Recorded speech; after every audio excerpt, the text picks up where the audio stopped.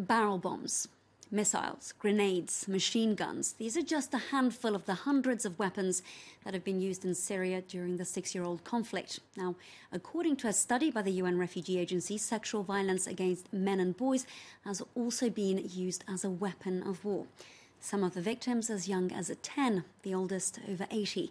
Here to talk about that 82-page report, Céline Schmidt, who's the UNHCR spokesperson here in France. Thank you very much for joining us. Of course, we're talking about an extremely sensitive topic here, and it's perhaps also the darkest male taboo of all time. How difficult was it to get access?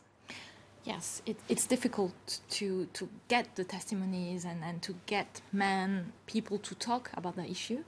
I think we can talk of a culture of silence. Some of the boys, the men who participated in the group discussions with us during the study said, yes, these things are happening, but there is a tradition not to talk about it. Also, some therapists who have been interviewed for the study were saying that sometimes they need 12 to 15 sessions before the men are talking about the problems about sexual violence. Now, is it possible to pinpoint who these culprits were? So during the study, what the boys told us that there were different situations, but first of all, it happened by various parties to the armed conflict, armed groups in Syria, in detention centers. But also in the countries of asylum, men and boys were reporting as well sexual violence. Is it in school for younger boys, but also in the workplace? Now, at one refugee camp in Jordan, an estimated 30 to 40% of men and boys had been sexually abused. Were you surprised by these high numbers? So it's difficult to give exact numbers, exact figures, because they're not statistics. But the people were saying, some in the groups were saying, yes, it happened to us in the detention centers, it's happening at schools. So people are saying, yes, this is something that is happening.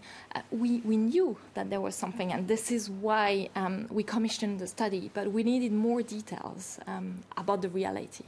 Now, you mentioned this as well. There were also reports of sexual violence happening at the workplace. Can you tell us a little bit more about that?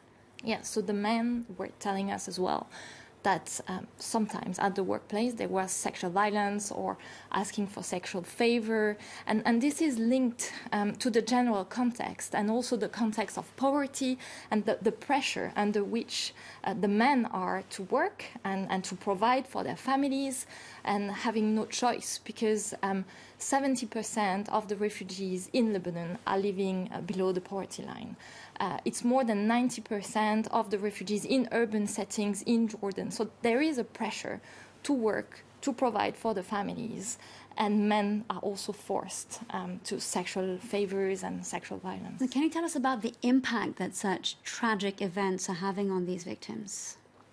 It has, first of all, a psychological impact. Trauma, stress, but also physical, with health consequences that need treatment, that need surgery, but also a social impact on the men, on the families, because the men who have been victims, who are survivors, are sometimes not able anymore to work, and they are stigmatized in the family. And if the issue is known, it's also going to be a problem for the family, the community. Céline, what's particularly frightening here is that sexual torture hasn't just been exclusive to the Syrian conflict, it's widespread. Yes, there have been studies in other regions, in other countries as well. Still, it's a subject that needs more studies, that needs more facts and figures on the causes, the characteristics.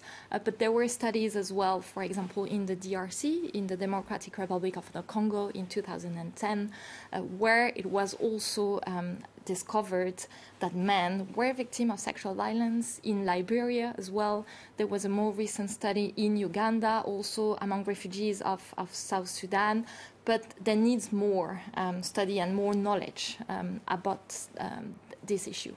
Céline Schmidt of the UNHCR, thank you so much for speaking to us about this very heart-wrenching topic.